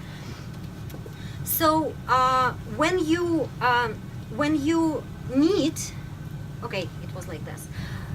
You knit the points, you knit the body and the points on the side, and then you finish the rest of the points, the horizontal teeth. Now designers adopted to the now all the yarn overs on the points on the teeth are knit most designers do in their first needle in the right side. Years back they would knit this one normally, then they would make the yarn overs of their right side in the first needle in the right row, but this one they would knit it in the first needle plain, and when they turned their knitting they would make a yarn over in the wrong side in their second needle. So the left part of the teeth, zubцов, yarn overs would be in the wrong side, and it creates really nice connections in the corners. Now designers, this one is knit using yarn overs on the points in the first needle in the right side. It's easier for people to understand. If you know the traditional technique, you can use it, but easier to learn, I would think. You don't forget to knit the yarn overs. Another thing, I have a shawl somewhere here. It was my first experience with the ship. There were no shapes like that in traditional Orenburg. Rounded. No, they were not doing it. Square. Everything was square or triangular. This one, if I pull it, you can see, so the top part is shorter. And actually, it was 2 years ship to shawl event at Heritage Park, and they shared a ship, a few of them. That's from one of those sheets. yeah, and actually I was so excited. I thought I would have enough yarn for 5 repeats, but no. After I made that much, I realized that I have to frog it and make 3 repeats only. That's why it's that short. Which pattern's that? I didn't publish it okay. anywhere. I'm like, I don't know if anybody cares, so like I just didn't put it anywhere. Yes, please. Yeah. This one, another sort of modern version. Sometimes when you look at the shawl and you think, oh, it's Orenburg. Yeah, it looks sort of like Orenburg. It's not. They were not using like noops. Yes, they were like not a using cross shape, the cross shape X. Yeah, Oh. I haven't seen any. I call this windmill. I haven't seen any windmills in Orenburg shawls, so it's improvised. So it's So you're going to be kicked out of the Orenburg Shawl Designers Guild then? yeah, exactly for this one. And there's no blue sheet. Another thing, this one again, noops. This one I kind of like. This one is a nice design. It's got the snowflakes in, right? Snowflakes, yeah, really nice. This one would be if I take away the noops and if I put the peas instead of them, that would be a good Orenburg shawl. So Yeah. the snowflakes is the gathering of the. So I can't see it. But this is the snowflake. Oh, actually, it's an element.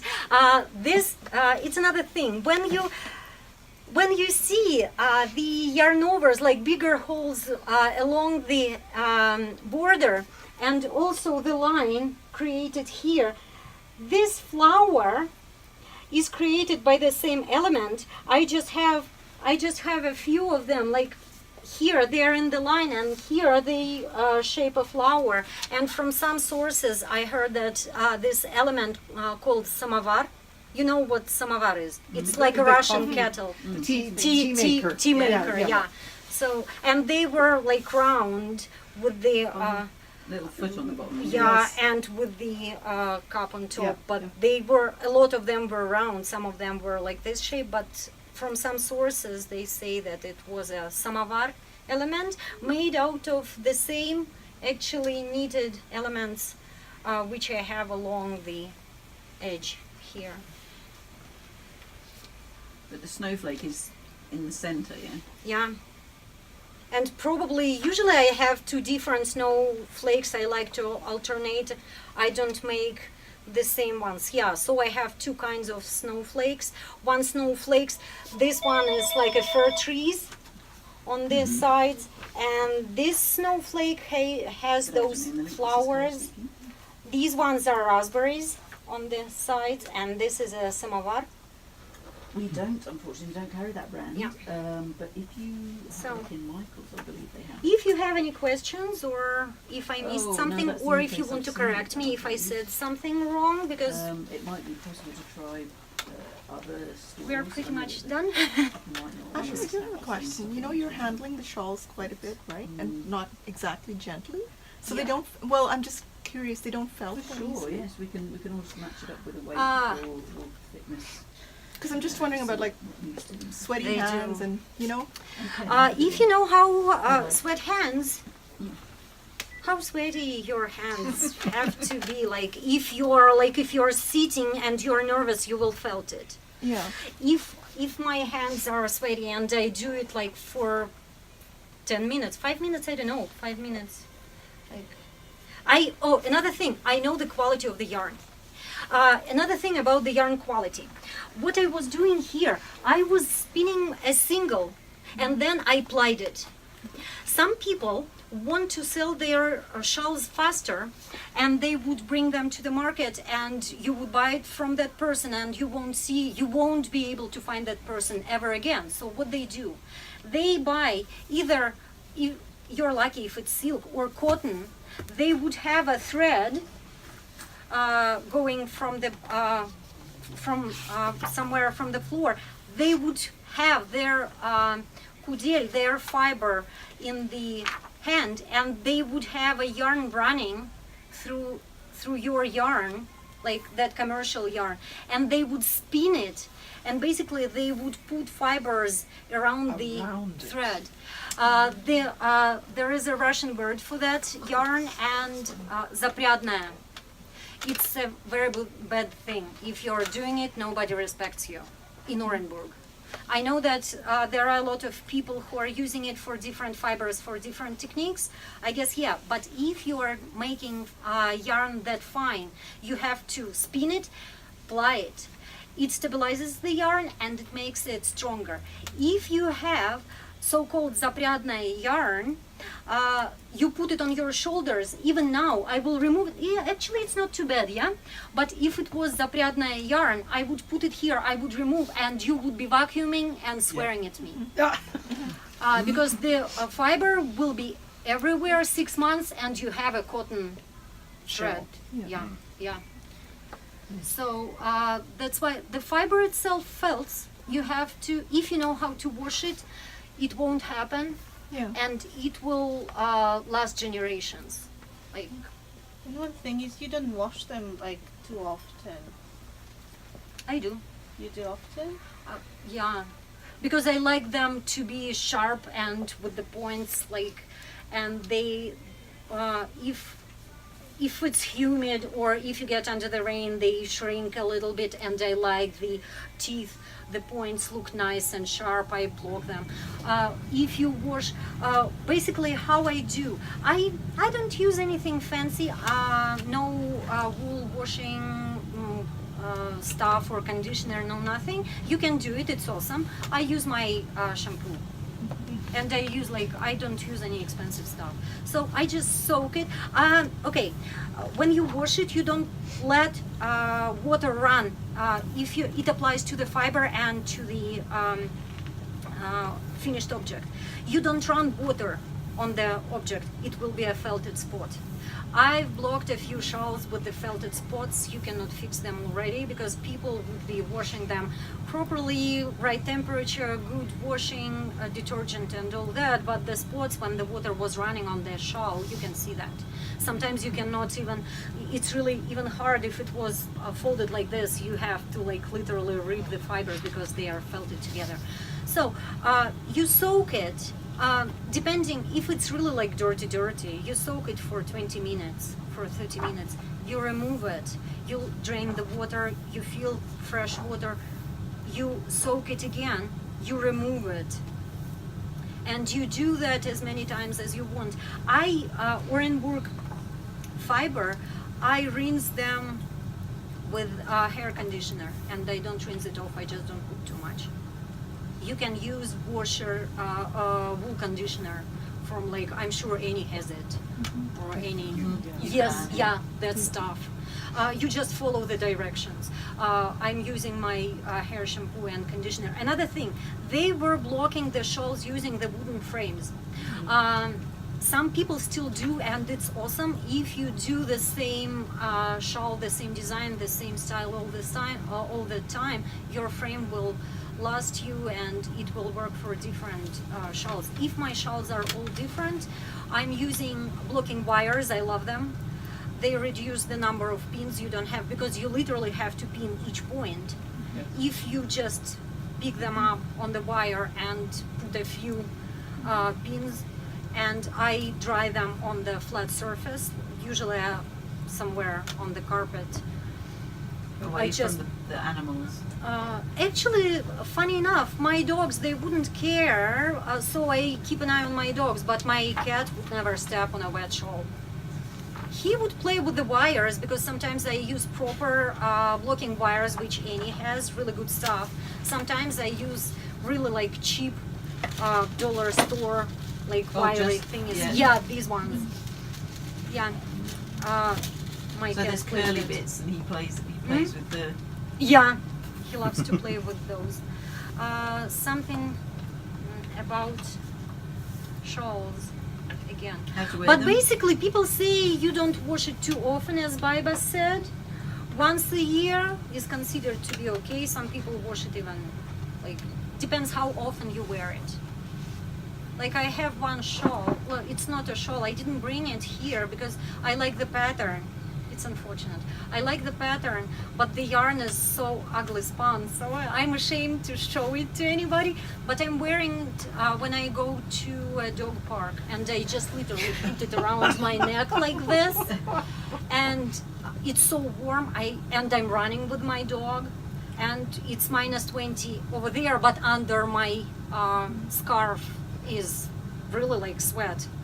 Sweaty hands. It's not even close, so it's and sometimes snow on it, and I just shake it, dry it, and that one I wash pretty often because if you don't, it will smell. It doesn't felt if you handle it properly.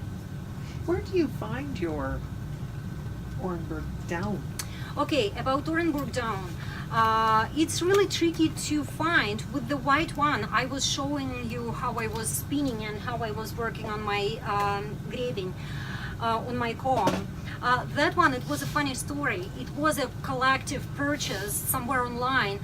There is a really good website. A girl from Orenburg she like literally handpicked some people who know how to process fiber and how to knit, and they sell awesome good quality shawls. And sometimes she buys annually some fiber, and she on one of the websites she said that let's go and buy together, because it's not like you get a discount. You don't get a discount. Like, what discount? Buy it and go. But the more you buy, they have a minimum purchase. And also, I guess she wanted to help people. So I contacted her, and she said, excuse me, no. I quite didn't understand why she refused to sell that fiber to me. I asked my friend, and I said, could you email her and ask her if she sells you? And she said, okay, yeah, she will sell me. So I got it from a person through a person. It was one case, and I never went to that way again. I know another girl who last spring 2018 she went to Orenburg хозяйство губерленская farm, goat farm, and she was buying a lot, and it was a minimum purchase. She didn't need that much, so she asked, and she knew I would be interested. Yeah. And I was one of the person who said Pick me. yes. Oh, another thing. I showed you the way how to work on this one. It's not only the way. You know the cards, hand cards. In Orenburg, they would use those guys also. And I have them in my basket. I guess I don't have to show you how to do that, because you all know how to hand card the fiber. The only thing, when you work with it,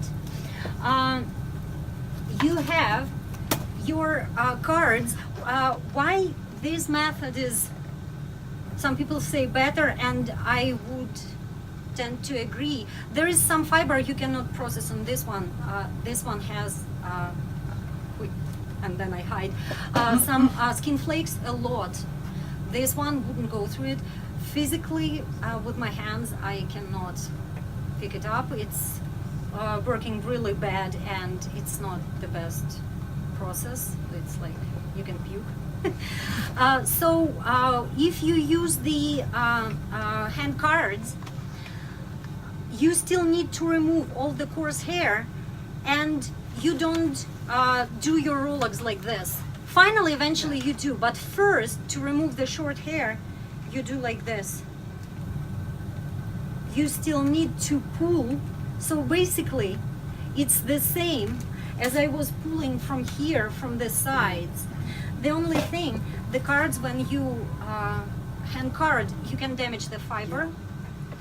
In some cases, you cannot go without it, because you want all the skin flakes to be collected in the body of the card. That's why you're using it. But I prefer this one, if my fiber allows. Okay, we were talking about 250 gram per goat. 250 gram to 400 almost gram per goat. If you are lucky, you will have 20%. Some people say 10. I don't know, if you're somewhere in heaven. 40% easily. Is what you're left with, or what you throw out? What you throw out. Sometimes you can throw out 60 if. The white one, I'm throwing a lot on coarse hair, not much skin flakes, a lot of vegetable, like a little bit of vegetable matter, most that white stuff. You cannot believe, like when I get fluff like this, I have almost the same of coarse hair. On Instagram, I have a picture somewhere when I bought, especially for this purpose, I bought some cheap lab scale with a really good, like really precise. It was a lot with coarse hair, and also that lint, that short fibers. I guess you can blend it with longer fiber and make a pair of knits, really thick yarn, and they are awesome for socks. You have to kick me out now. Not that I don't want to do all of this, but I just want to buy a few rolls of yarn. You have to find a person, but for people who know the process, the making yarn is the hardest, Yes. more time consuming, dirty job. And people, when they see the shawl, they think mostly that all it goes is knitting patterns and those designs. Actually, it's easy, not thinking. It's basically you're resting, enjoying, meditating. That stuff you're working. So nobody really appreciates buying yarn for the actually price it would cost. So for those people, they either sell you so-called запрядная yarn, and you will finish your shawl. It will get bald in 6 months. You will be covered with Pills. yeah. Yeah. It will be disappointing. If you know somebody and they can do it for you, that lady who made that yarn for me, I found somebody from Orenburg who got some yarn from her, and I emailed her grandson, helped her to set up an email account. I emailed her, and she said, yes, I will make yarn for your shawl. And then she says, it will take a few months. I said, okay, I'm willing to wait and all that. Then she comes back to me and she says, I got sensitivity to that, or allergic or something. I'm not doing it anymore. I said, oh, too bad, but if you change your mind. A year or 2 years after, she said, actually, I started doing that again. Do you want your yarn? And actually, I ordered the yarn for this one. She doesn't do international shipping, so she shipped it to my mom. And there is that kind of shipping when you pick up the item and you pay. If you don't want the item, you don't pay, and it's either get back to the person who sent it or they throw it away. So my mom picked the yarn, and I didn't want my mom to mail it here. I was so freaking out and so afraid that it will get lost. And surprisingly, that lady charged me twice. I don't remember the price, but I remember that it was twice the price. I didn't care. I sent my mom the money. And then that lady, she says, I sent the yarn and the price is this, because by accident she sent me somebody else's order. That's why I have one extra ball. I got lucky. She said, I'm going to spin more for that person, but I have double the yarn. I'm like, I'm not complaining. Buy a lottery ticket. Yes, because I thought that I won't get it at all. And actually, at that point, I ordered the yarn because at that point, I didn't know where to get the fiber. So finding somebody who's willing to sell yarn. And actually, when you look at this shawl, it's beautiful yarn, it's Orenburg, and it's really nice. But this lady, her eyesight is not too great. It's full of like coarse hair. I didn't care, and I didn't care when I got it. This is washed, but it's like when I finished it and when I was washing it, I washed it 2 times, and the water was like this color. Like first one was this color, second one was this color. So I thought I like my yarn to be in the cakes, and I need from the center so my ball doesn't run around. I started using the ball winder for this guy. A lot of coarse hair just flew off. Luckily, I started doing it inside, and I realized how much coarse hair is on my table. It was a warm day, and it was in summer. Sometime it was warm. I took it outside, and a lot of coarse hair just shed. So I have much less in here, which is nice. But sometimes when you're knitting, you have to remove them. Sometimes I wasn't removing them. So I have pretty much coarse hair, but it will fall off. Eventually. Eventually, yeah. Because when you, like... And funny enough, the fiber, it stays. So the fiber stays. The coarse hair doesn't. The garter hairs. Yeah, garter, yeah.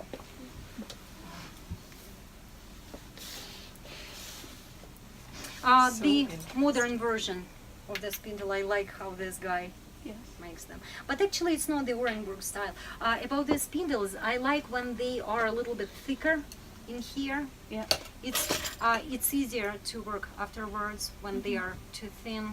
It catches them. But it's beautiful to look at. Yeah.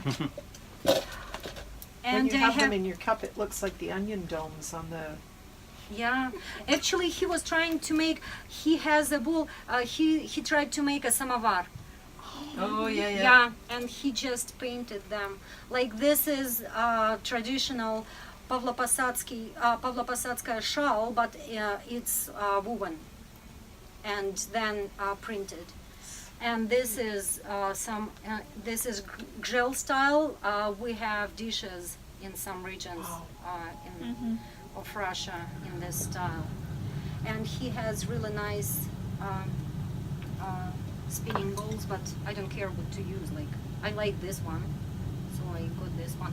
And I'm using sometimes like saucers or whatever. Cocktail glasses work good too. Yeah. And if you want to have a look at the needles, I just love these guys. I ask my needles to be beads to be different colors because I like to see they are different and they're cute. And also you Those are grab. weapons. Yeah, I know. Red one is right side, blue one is wrong side. Yeah. You grab your needle, you don't have to figure out. That's a clever idea. I used to use nail polish to paint the points. Yeah. And then when I started making ordering the things, and he says, why do you need different colors? He says, I have the same stones. I'm like, no. I want different colors. That's so clever. That's the length for the shawl. A big shawl can fit on those. Crazy. Needles? I can send you the link. He has a waiting list, but yeah. And he can engrave your name on it, and he used to Knitting needles. send them the way he.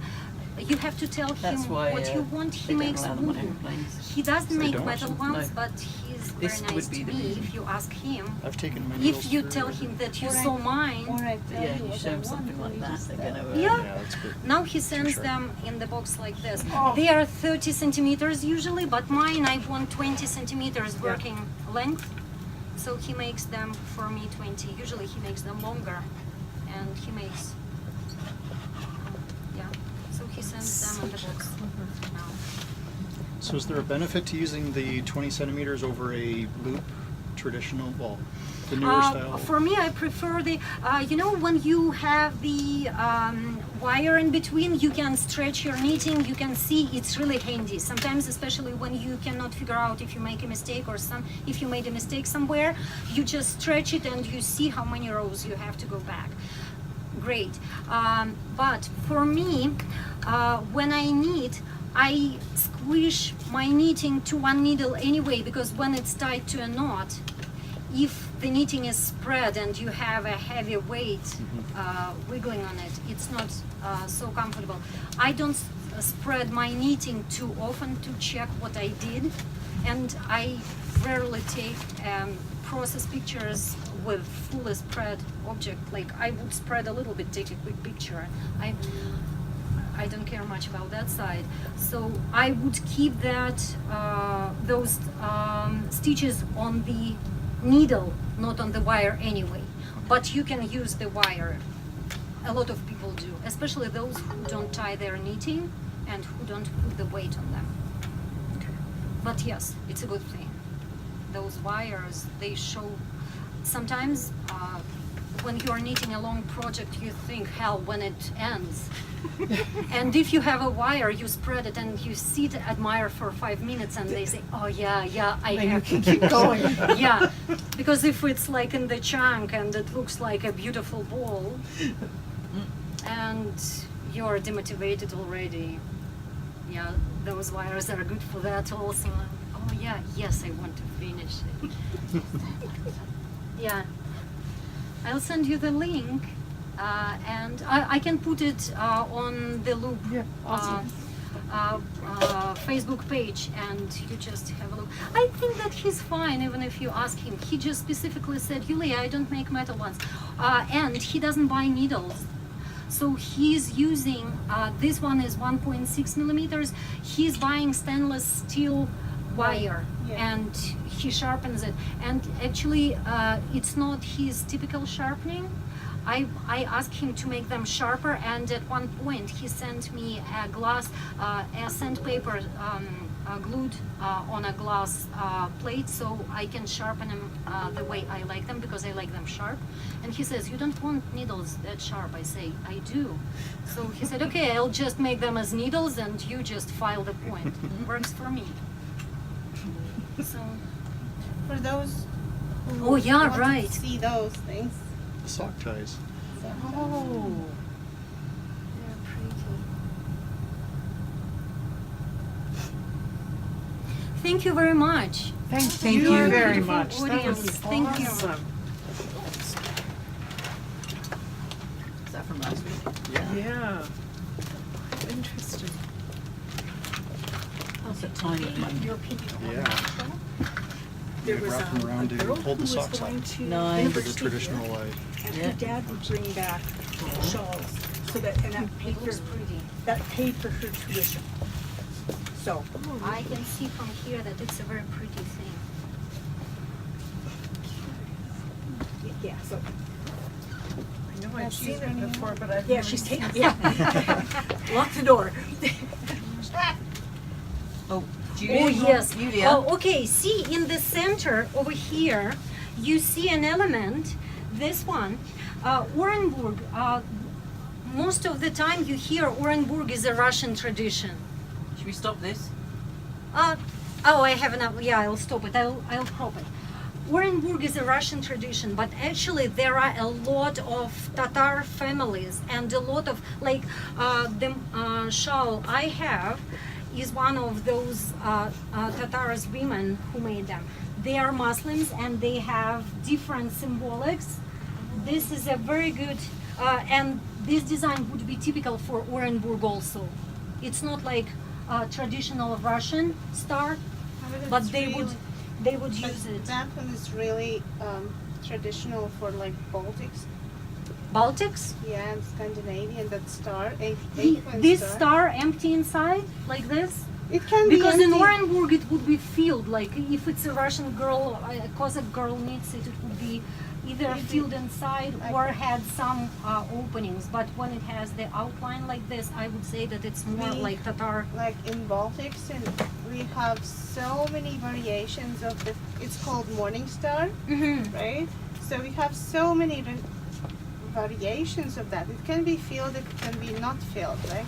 It can be done in many different ways, but it's one of the really important Mhm. motifs. Wow, it's really nice. It's a beautiful shawl. And you don't wear it too often, I can say. I think I've worn it once in the last 20 years, because I've had it for about 20 years. You have to wear it. It has to leave. It has to go out. It has to be exposed to the sun, to the snow, and the more you wear, the softer it becomes. And I can see like little. You're taking really good care of it, and you don't use it much. The more you use, the more beautiful it become. It will become more softer, and it will become.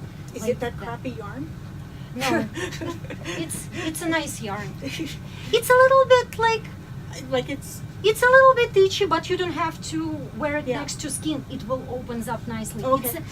It's a very nice knitting. like I always, after I went to a lace knitting workshop, and the person there was talking about the, most of the shawls being machine knit, I assumed it was machine knit. Okay, if you look at the line over here and over here,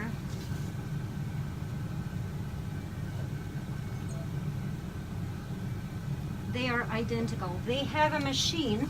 They would need meters and meters of those teeth, Okay. and they have a round machine. Somebody would grab a body of the shawl, like a central panel, and put each stitch on the hook, and they have that ribbon those points, and the machine would knit them together. When you do that by hands,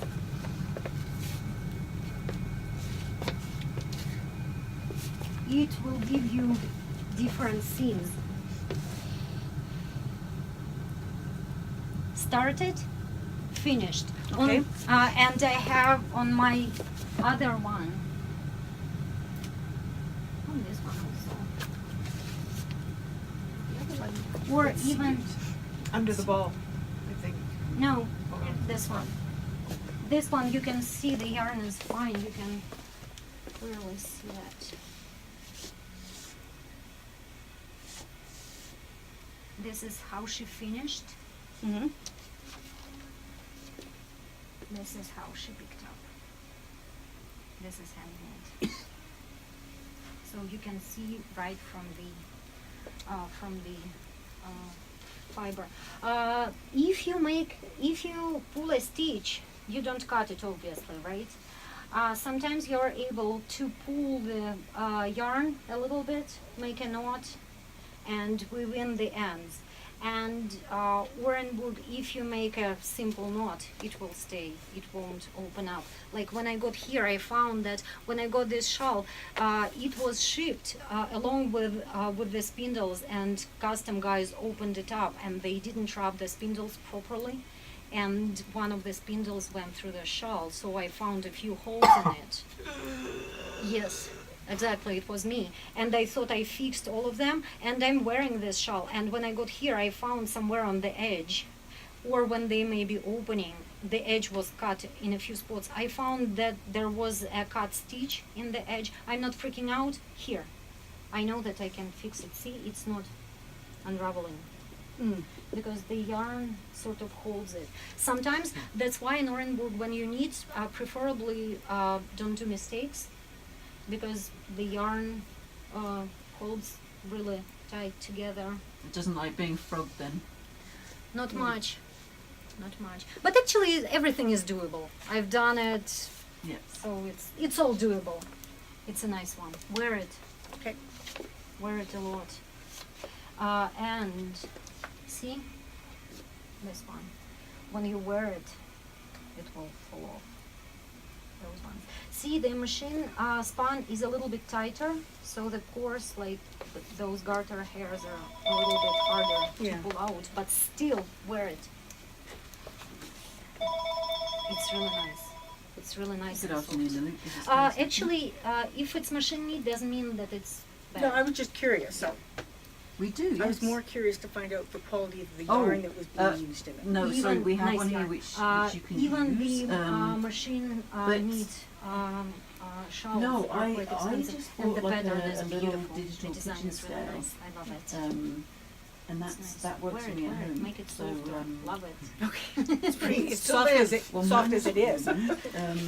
Thank you. Because we weigh out things more than using cups and stuff, but yeah, you could try one of those little more. Thank you so much. You guys are great. You are Such a amazing. pleasure to be Awesome. with you here today. Yeah, for sure. Yeah. Thank you, thank you, thank you, thank you. Thank you. All right. Oh, please And have a good day. Bye. Oh, thank you so much. I'm sorry for being late. One. Take a picture.